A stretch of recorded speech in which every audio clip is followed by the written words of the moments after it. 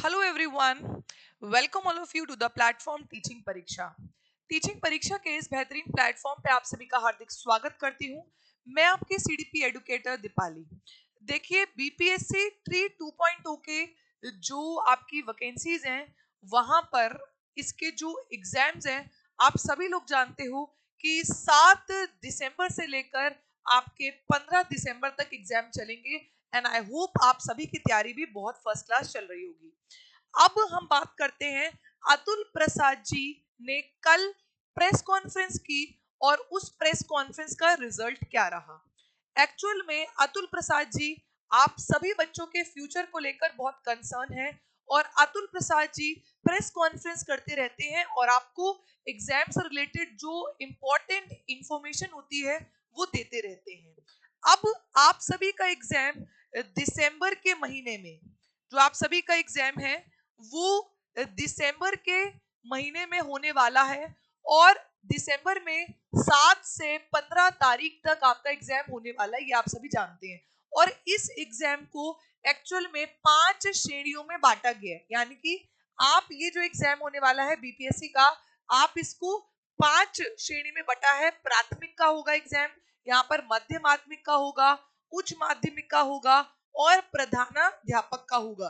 तो ये अगर हम इन एग्जाम्स की बात करें, यहाँ पर आप सभी ने देखा कि करीब करीब यहाँ पर 1.22 लाख जो पद है, मतलब 1,22,000 जो है वो पद है, जिस पे करीब 8,41 मतलब 8,41,000 यहाँ पर हमें आवेदन देखने को मिल रहे हैं। ठीक है, अब डबल से भी ज्यादा बच्चों ने यहाँ पर आवेदन किया है, ये सारी बातें आप सभी को मालूम है।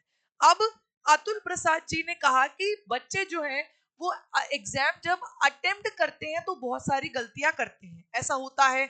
और जिन छोटी छोटी गलतियों की वजह से बच्चों के एग्जाम जो है वो रह जाते हैं। तो यहाँ पर अतुल प्रसाद जी कह रहे हैं कि आप सभी जब एग्जाम देने जाएंगे तो आप सभी को पता है कि जो आपका एग्जाम होने वाला है वो करीब 3 चरणों में होने वाला है, ये आप सभी को मालूम है।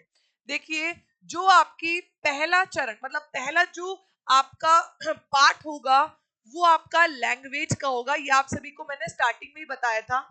जो पहला पार्ट होगा वो होगा आपका लैंग्वेज का, और लैंग्वेज की पार्ट में सभी को क्लियर होना जरूरी है। ठीक है, जो आपका नेक्स्ट पार्ट होगा वो होगा आपका जीएस का, जो आपका करीब 31 से लेकर 70 तक होगा, यानी कि यहाँ पर आपके 40 क्वेश्चंस आएंगे। ठीक है, अब यहाँ तक तो सब बच्चों को मालूम है और ये सब बच्चे बिल्कुल फेमिलियर हैं। लेकिन जो इसके बाद जो आपका सब्जेक्ट कंसर्न वाला पार्ट होता है, यानी कि जो आपका पार्ट होता है नेक्स्ट सब्जेक्ट कंसर्न का, जो 80 मार्क्स का होता है, उसके लिए यहाँ पर अतुल प्रसाद जी ने अच्छे से एक्सप्लेन एग्जाम्पल देते हुए अतुल प्रसाद जी ने कल प्रेस कॉन्फ्रेंस पे बच्चे के एडमिट कार्ड को उठाया और उस एडमिट कार्ड को दिखाते हुए अतुल प्रसाद जी ने बताया। अब बताया क्या वो सुनिए। देखिए, यहाँ पर जो 80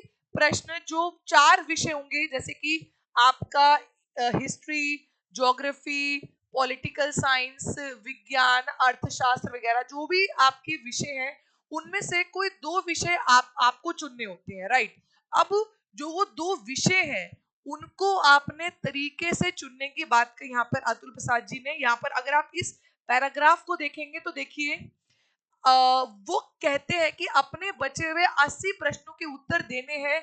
ऐसे में अभ्यर्थी चुने गए विषय के क्रम के अनुरूप ही प्रश्नों का चयन करे। उदाहरण के लिए देखिए क्या कहा था, उदाहरण के लिए अभ्यर्थी ने पहले चयनित विषय के रूप में इतिहास और दूसरे चयनित विषय के रूप में राजनीति लिया, मतलब हिस्ट्री और पॉलिटिकल साइंस अगर बच्चे ने चूज किया है तो उसके अनुरूप ओएमआर शीट पर प्रश्न 71 से, ध्यान सुनिएगा, अब 80 से आपके 80 क्वेश्चंस आएंगे जो आपका थर्ड पार्ट होगा।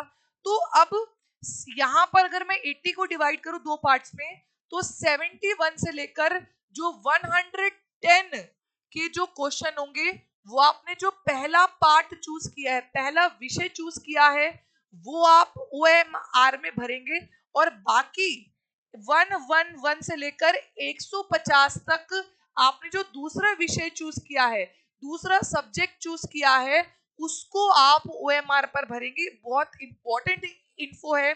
जो बच्चे गलतियां करते हैं उनके लिए यहाँ पर अतुल प्रसाद जी ने बिल्कुल क्लियर किया। कल अगर आपने कल की प्रेस कॉन्फ्रेंस देखी है तो आपको एग्जैक्टली समझ आ रहा होगा, लेकिन अगर आपने कल की प्रेस कॉन्फ्रेंस नहीं देखी है तो ये वीडियो सिर्फ आप सभी कैंडिडेट्स के लिए है कि जो आप 80 नंबर का जो पेपर है उसमें जो आप चूजिंग करेंगे, उसमें जो आप OMR फिल करेंगे, बिकॉज ऑफलाइन है तो आप ध्यान से फिल करें।